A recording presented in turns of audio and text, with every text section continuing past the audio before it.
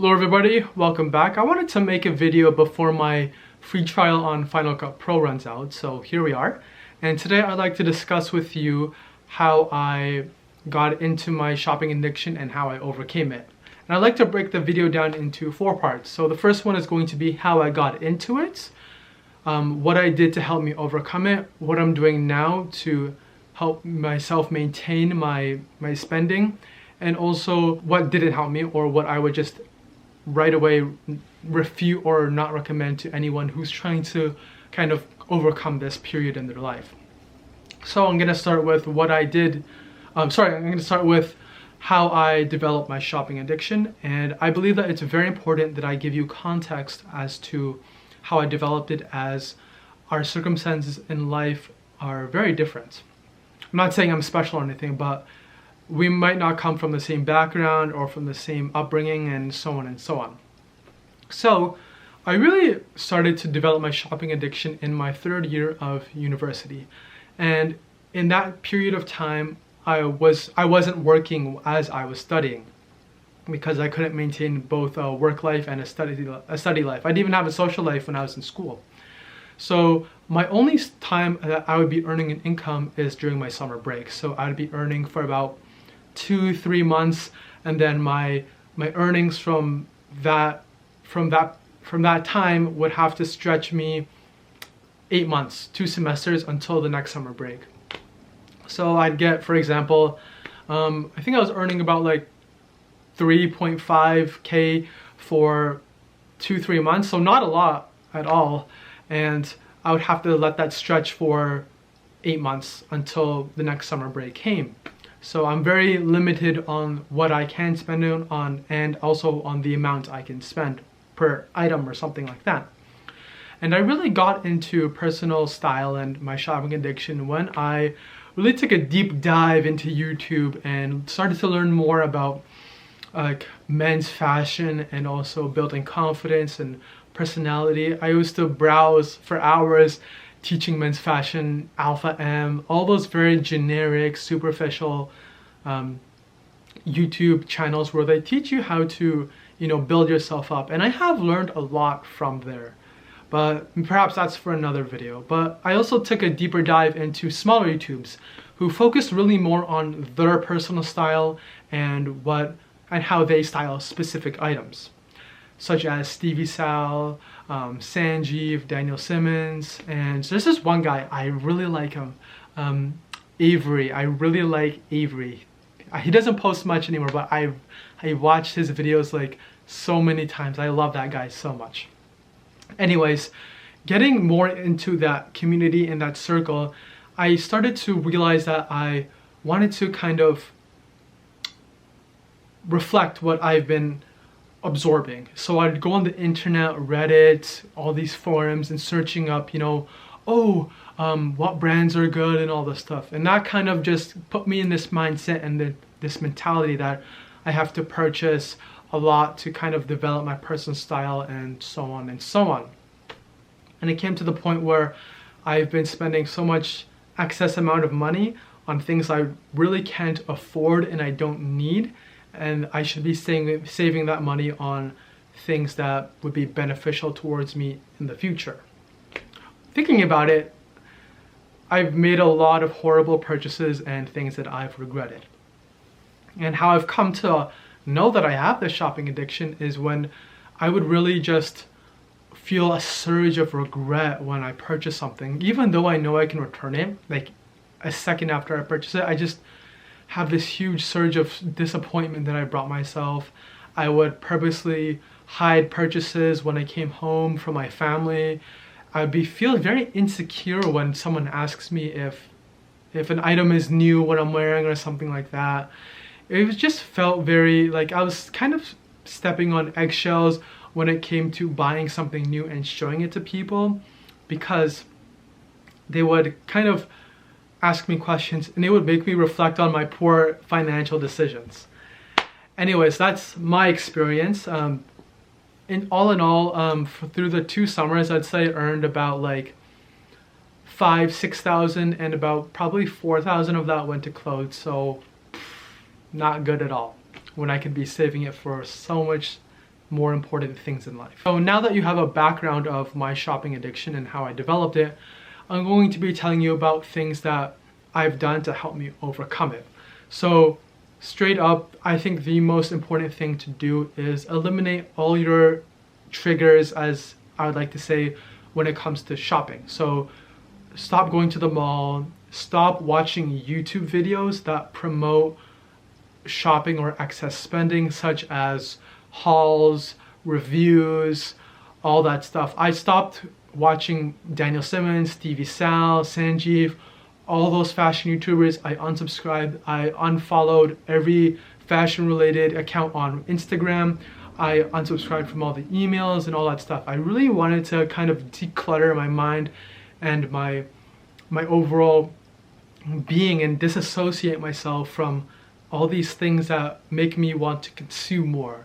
I saw them more as advertisements rather than people, and that's another topic, but that's how I viewed them at the time, because I didn't want to do anything with that. I wanted to get it out of my mind, so I saw them as, you know what, this is just all advertisement, put it away. I don't need any of that clutter in my life. It's distracting me. And I believe that is one of the most single important things that really allowed me to reverse it and kind of recover my spending habits. Another thing I'd like to mention is that it's very important not to spend when you're feeling extremes of emotion, such as sadness, happiness, boredom. Those are also very big traps into getting you to spend more, because when you're feeling this extreme in emotion, you're not really thinking on a very sober mindset. It's very clouded based on what you're feeling, and your immediate action is to overcome that feeling of extreme sadness, or to further that emotion of extreme happiness, which is by spending or buying something that you want. But from my experience, after I've done that, it just made me regret it so much more. Another thing that I would recommend doing on what I did was finding a new hobby and learning how to direct that time elsewhere into something more productive. For example, let's say I spent 30 minutes a day shopping online, and I didn't have to buy anything. Let's just say 30 minutes a day shopping online. At the end of 1 week, that would be 3.5 hours I spent shopping online. In a month, that's like, I think 3.5, what is that? 3 times 20 something. No, I'm so stupid. I think it's like 14 hours in a month that you spend online shopping if you just spend 30 minutes each day. And I'm not talking about 30 minutes in one sitting. I'm talking about 5 minutes here, 5 minutes on your break, 5 minutes before you go to sleep, and so on and so on. Really accumulates. And that kind of just put into perspective what I could be doing with that time. 14 hours a month. I could be using that to learn how to cook, to learn a new language, to learn how to better manage my finances, to develop a skill. Do you see where I'm getting at here? When you learn how to really direct your energy and your priorities elsewhere, all this shopping stuff, it won't even become a forethought in your mind. It will be pushed in the back. Another thing that really helped me overcome this was to find something to distract me when I was thinking about buying something. For example, putting on a movie or a TV show, or just exploring different outlets of entertainment. I'm a really big fan of that. Even something that you've never been exposed to, such as a film in a different language, or a TV show in a different language. I feel that this is a great way to learn something new without having to really put much thought or energy into it, such as versus learning a new skill or something, because that takes a lot of mental energy to do. And that's how I really learn how to overcome. It's basically learning how to fill the void of wanting to spend and redirecting that time and that energy into something a lot more constructive and productive in your life. Now, let's talk about things that I'm doing to help me maintain my spending habits. So I only do 2 purchases a year when it comes to clothes.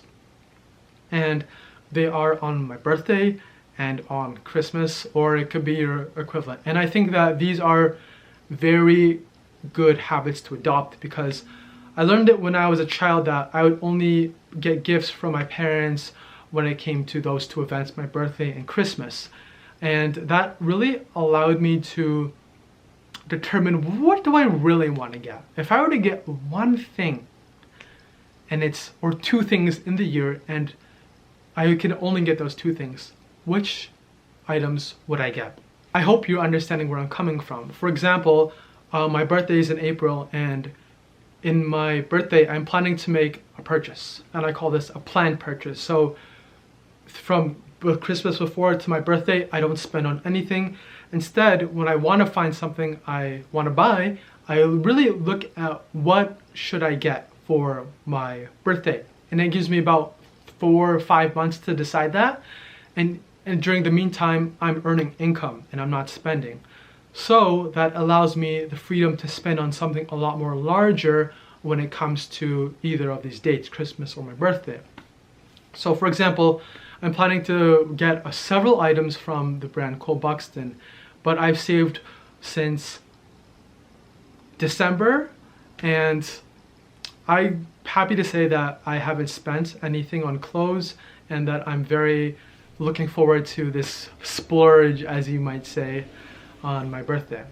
And same thing when it comes to Christmas. Save up, make a planned purchase on Christmas, make it $700, $1,000, 1.5. At least you've saved up for 4-8 months.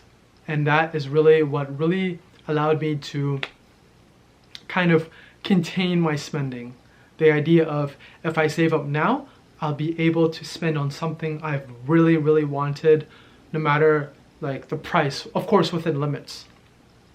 So yeah, that's something that really helps me to, you know, still buy clothes, but not immediately. And as I mentioned before, I'm still having these practices in my life. I don't really watch a lot of fashion YouTubers. I watch a lot more smaller YouTubers, people who are just starting out, just to see their personality and all that stuff. I really don't care about like outfits and all that, because I've discovered my own personal style. I more so care about what they have to offer in terms of their personality, and also the content they create and how creative they can be. Now I'm going to be talking about what didn't help me in terms of overcoming my shopping addiction. And I had this really stupid idea in my mind where, oh, you know what? I'll buy something every other week instead of buying something every week, so that I could learn how to budget myself. Like, on paper that sounds good, but without any other practices to help you save up, I think that's a horrible idea. Because you're just spending every other week on something, like, but you're not really saving up. Because a pay period is 2 weeks, and you're just spending something every time your pay period revolves around. I don't think it's a great idea. So another thing that I tried to do to get me out of my shopping addiction, but really didn't allow me to succeed, was get into minimalism. And I'm not talking about like the fashion sense of minimalism, where it's about like very plain colors and all that stuff. I'm talking about the whole lifestyle. And I really do like that idea of less is more, and, you know, getting rid of all the excess in your life. I think that's really good. However, for me, adopting that type of lifestyle just wasn't who I am, and I don't think that I was fully prepared to. I would attempt to do it, start over and over again, but it was just really difficult, and that frustration that it brought me from not succeeding in a minimalist lifestyle wanted me to spend more, if that makes sense. Before I go, I'd like to clarify something. Yes, I do still spend money, but not on clothes. I spend money on things that I believe are of great benefit to me, such as a book when it comes to learning a new skill, or a book when it comes to how to change things in my lifestyle for my own benefit. So I do still spend money on things. It's not like I've just gone like torn up my cards and all my bills and I only spend twice during the year. I still spend money on food when I go out with my friends.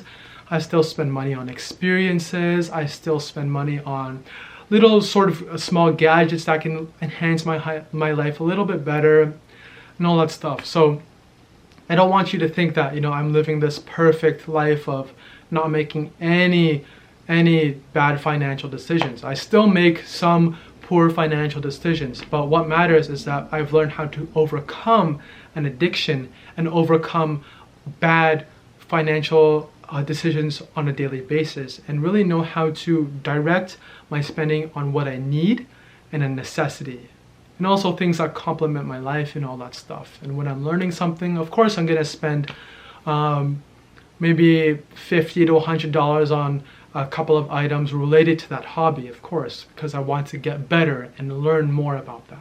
Anyways, guys, I hope you enjoyed this video and it gave you more insight onto how I overcame my shopping addiction, and hopefully that this will allow you to, you know, learn more about what things you can do to help you overcome something that, you know, you're experiencing similar to a shopping addiction or something of the sort. Anyways, if you'd like more videos where I just sit down and talk about my experiences when it comes to fashion or personal style, such as how I've developed my own personal style, if you'd like to see a video on that, just me talking, let me know down below. I'm always down to make a video where I just chit chat. I'm really just talking out of my mind. I don't have any script, just putting out my thoughts. Anyways, guys, stay strong, stay healthy. I will catch you guys later. Cheers.